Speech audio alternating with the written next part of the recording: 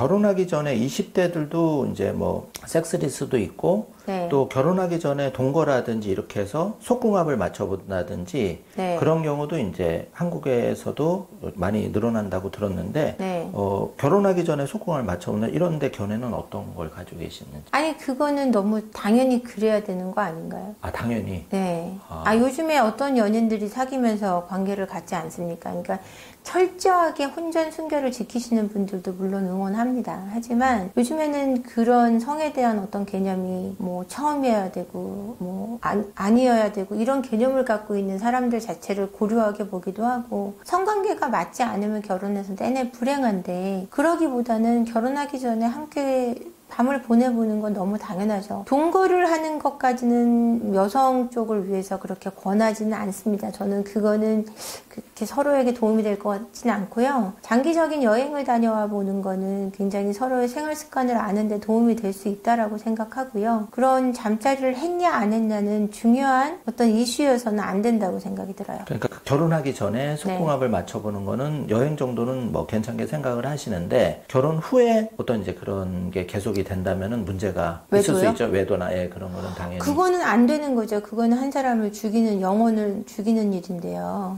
결혼하면은 결혼에 충실해야죠. 아내에게 남편에게만 속해 있다는 거. 그리고 결혼의 의미를 성의 이슈라고 생각하기도 쉬워요. 이렇게 말씀하시면. 근데 결혼은 성의 이슈가 아니라 약속의 이슈입니다. 그래서 내가 너하고만 관계를 할 거고 너는 나하고만 관계를 할 거고 우리가 함께 믿고 의지하며 신뢰하며 살아가겠다는 약속인데 그 약속을 깬다는 건 천인공노할 일이죠.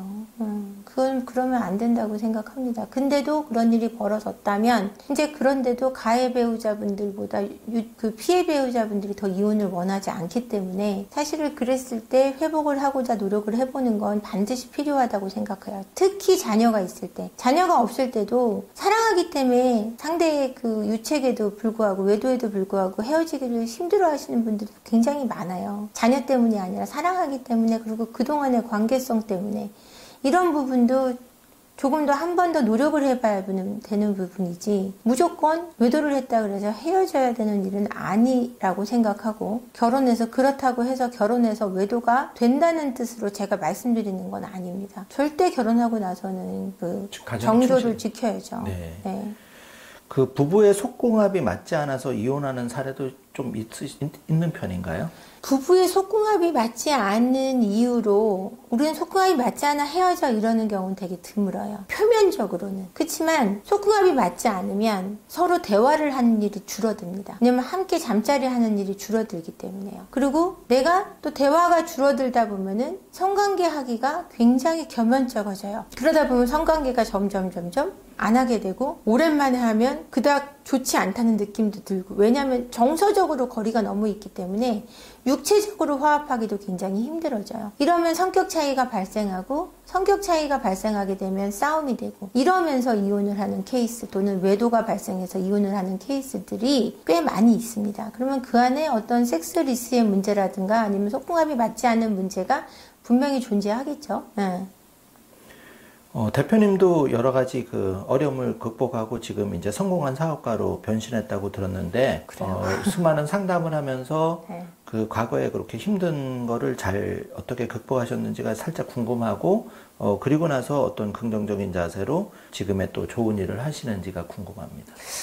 저 같은 경우는 이제 어릴 적에 좀 학대와 좀 어려움, 가난 속에서 컸고요.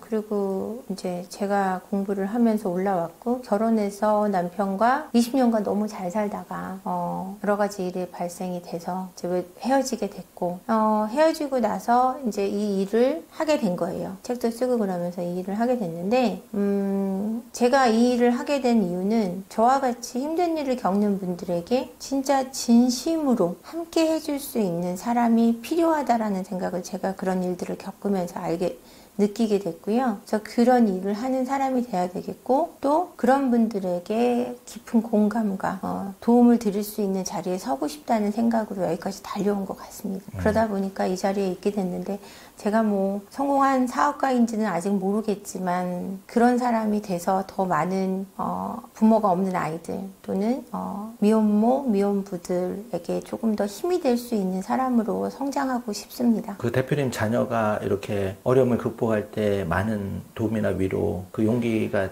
됐나요? 저희 아이들은요, 제 몸 밖의 심장인 것 같아요. 저는 아이들한테 얘기를 해요. 내 심장은 3개다. 너 하나, 너 하나, 내 하나. 엄마 심장이 3개라서 너무 행복하다라고 얘기하는데 아이들이 그렇게 밝게 웃어주지 않았다면 제가 이 자리에 있을 수 없을 것 같고요. 저도 아이들을 웃게 하기 위해서 그 힘든 순간에 웃었거든요. 그러니까 그 남편하고 힘들었던 시간에 주변에서 그런 일을 몰랐던 사람이 저한테 뭐라 그랬냐면 세상에서 네가 제일 행복해 보인다 그랬어요. 한재원 씨가 제일 행복해 보인다고. 그래서 제가 웃었죠. 그러니까 그만큼 저는 그 어려운 순간에도 아이들을 위해서 웃었어요. 그래서 제 자녀들도 웃을 수 있었고 그랬기 때문에 아이들이 훌륭하게 커졌고 제가 이 자리까지 올 수 있었던 것 같습니다.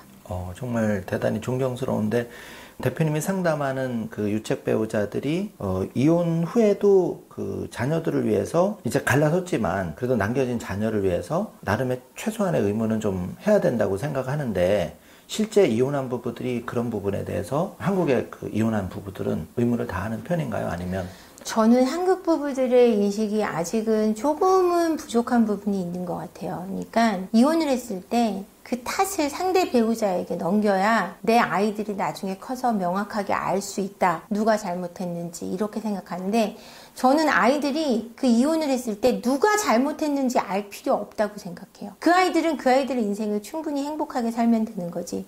엄마 아빠의 이별에서 누가 유책이 있고 누가 더 나쁜 사람인지 알아야 된다는 사고에서 나와야 될 것 같아요.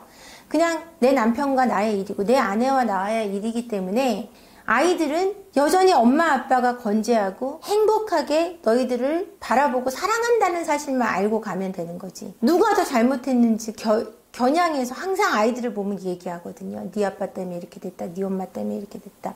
뭐가 어떻게 됐다는 거죠? 함께 살아가고 있는 거잖아요. 더 최선을 다해서 살고 아이들을 위해서 웃어줄 수 있는 부모가 되는 것이 최고지. 누가 더 잘못했는지는 알려주는 부모가 되지 않았으면 좋겠습니다. 대표님 그럴 경우에 만약에 네. 내가 자녀를 키우고 있는데 네. 이혼한 아내 또는 남편이 어느 시점에 자녀를 보고 싶어 한다든지 역으로 자녀가 이혼한 내 어머님 아빠를 보고 싶어 할 때는 어떻게 대처해야 되나요? 무조건 만날 수 있게 하셔야 됩니다. 그 부모가 아이에게 해롭지 않다면. 근데 이 해롭다는 것도 내가 정하면 안 돼요. 아이들이 정해야 돼요. 저 같은 경우는 남편과 오랜 시간 떨어져 있었고 이혼을 했지만 전 지금도 남편하고 소통을 하거든요. 애들 아빠하고 소통을 하고 잘 지내요. 응? 근데 그거는 제가 미움도 없앴지만 내 아이들의 아빠라는 사실에 있어서의 존중과 그다음에 그 사람이 항상 건강하고 행복하기를 바라는 마음을 놓지 않고 그게 아이들에게 이롭다고 생각하기 때문이에요. 그러니까 제가 항상 사랑의 이름을 절제라는 이름으로 말씀을 드리는데 내가 화나고 속상한 것도 절제하는 마음이 정말 자녀들을 위한 사랑이 아닐까라고 생각합니다. 대표님 지금 상담을 꽤 오래 네, 하시고 그렇습니다. 많은 상들을 네. 해오셨잖아요. 네. 그러면 실제로 이제 정말 부득이해서 정말 각자의 길을 가셨다가 다시 재결합하는 경우나 또 그런 경우에 뭐 외국처럼 그 이혼은 했지만 뭐 성관계를 다시 가져서 그걸 통해서 다시 재혼을 하게 됐다든지 그런 사례도 있나요? 그런 사례도 있으시죠? 있습니다. 제 상담 사례도 있고요. 그렇게 했을 때는 이제 기본적으로 상담을 오세요. 상담을 오셔서 우리가 지금 다시 잘 살기로 했지만 헤어졌던 이유로 또 헤어지게 되는 게 남녀 사이거든요. 그렇기 때문에 이제 그런 근본적인 걸 없애기 위해서 상담을 많이 오시고요. 아이를 위해서 재결합하는 경우도 꽤 있습니다. 근데 그럴 때는 이제 그전 문제를 분석해서 이제 헤어졌던 이유부터 지금 현재의 관계까지 탐색을 하게 돼서 현재로 더 나아갈 수 있는 방향에 대한 솔루션을 드리고 있습니다. 사례를 하나 말씀드리면 이제 남편이 외도를 해서 술집에 다니던 상간녀와 함께 삽니다. 그래서 이혼을 하게 되고요. 남편이 돌아왔어요. 그 여자랑 4년을 살다가 아이가 초등학교 9살, 2학년, 3학년이 되면서 돌아왔는데 그 상간녀와 함께 살다 보니 그 술집 다니던 상간녀는 청소를 안 하더랍니다. 같이 살고 보니까 너무너무 예쁜데 청소를 안 하고 술집은 안 나가는데 술을 고래고래 마시고 너무너무 마시고 결정적인 건 술을 마시고 들어오면 침대에서 항상 소변을 본다는 거예요. 충격적이네. 네. 그래서 그거를 4년을 그 침대볼을 빨다가 너무 깔끔하고 집안 청소를 잘하던 맛있는 음식을 차려주던 아내, 내 아이 엄마가 너무 절실히 그리웠고 너무너무 미안하더랍니다. 그래서 돌아와서 1년여를 빌고 화합을 하셨죠. 그래서 부부 상담을 받으셨고요. 그런 경우는 정말 백년해로로 이어질 확률이 높죠. 매우 높다고 봐야 되겠네요. 네. 그런 경우는 굉장히 보람도 되고 네. 그런 케이스도 심심찮게 일어난다. 네, 그런 사례도 꽤 있습니다. 그러니까 얘기를 들어보니까 혼자 뭐 판단하고 예단을 내리기보다는 네. 살다 보면 어떤 문제가 안 생길 수는 없는데 네. 생기기 전에 미리 좀 상담을 하는 것도 필요하고 네. 뭐 상담이라든지 네. 산부인과에 같이 가본다든지 네. 부부간에 좀 허심탄회한 대화를 한다든지 이런 게 좀 많이 필요하겠구나. 굉장히 필요합니다. 그러니까 제가 최근에 만났던 기혼남 중에 한 분이 부부관계 문제가 자기는 없다라고 얘기해서 그러냐 왜 없냐 그랬더니 정말 거짓말 안 하고 너무너무 대화를 많이 한대요, 서로. 그래서 서로 마음에 걸려있는 부분이 없대요. 내가 안에 있는 얘기를 다 하다 보니. 그 사람 아내의 얘기도 너무너무 많이 들어주고, 아내가 원할 땐 요리도 잘 해주고, 이제 사업을 하시는 분인데, 정말 상남자처럼 생기시고, 우락부락 하신 데다가, 그렇게 다정할 것 같지 않은데, 그 아내와 그렇게 긴 대화를 하고, 아내가 원할 때는 요리도 좀 할 줄 아는 그런 다정함을 갖고 있다 그러니까 사람이 너무 멋있어 보이는 거예요. 제가 정말 훌륭하다고 제가 칭찬을 해드렸거든요. 이처럼 깊은 대화가 있다는 거는 부부가 함께 행복할 수 있다는 거고 대화가 줄어들면 육체적인 관계도 정서적인 관계도 굉장히 멀어진다고 생각하시면 될 것 같아요. 그러면 예를 들어서 이제 중년이 되고 그러면 사회 모임이나 각자 부부가 활동도 늘어나는데 이때 바깥쪽의 활동도 물론 중요할 수도 있지만 내 아내나 남편에 대해서 주기적으로 한번 뭐 같이 여행을 다닌다든지 어떤 영화를 본다든지 공유할 거리를 좀 만들어 가는 노력이 좀 필요할 것 같고 줄어들면 그런 게 지속되면 약간 문제가 생길 수도 있겠네요. 그거 노력을 위해 그렇게 하시는 거 좋긴 좋은데 가장 부부간에 중요한 건 어떤 이벤트를 갖고 이런 것보다 그건 연애죠. 이벤트를 갖는 것.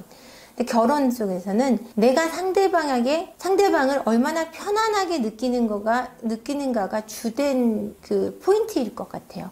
내가 저 사람이 편안하면요. 성관계도 굉장히 편안하고 대화도 편안해요. 나를 보면 항상 비난을 해요. 비난을 하거나 화를 내는 사람과 함께하고 싶은 사람은 없는데 이게 비난하고 화를 내는 것이 나의 마음의 문제인데 상대방 때문에 내가 짜증을 내고 화를 낸다고 생각하시거든요. 상대방이 힘들게 해도 그걸 좋은 말로 건넬 수 있어요. 나한테 문제가 없으면. 근데 그게 상대방 때문이라고 탓을 할 때 문제가 발생하는 거예요. 내 탓인 게 아니라 내 탓을 하라는 얘기가 자책하라는 얘기가 아니고요. 나의 이 마음의 상태가 어떤가를 좀 들여다봐야 된다는 얘기예요. 내가 어떤 사람인지 명확히 알고 나의 짜증이나 화가 내 안에서 발생한다는 걸 알면 나를 발전시켜 나갈 수 있을 때 상대방에 대한 마음도 편안해지고 상대방을 대할 때 편안할 수 있기 때문에 그게 부부 사이에서 가장 중요하고 부부 사이에는 편안한 관계가 되는 것이 첫 번째다. 그리고 사랑보다 깊이 있어야 되는 것은 우정과 존중이라고 제가 말씀드리고 싶어요. 왜냐하면 우정이라는 것은 함께 있어서 즐거이 여기는 마음이거든요.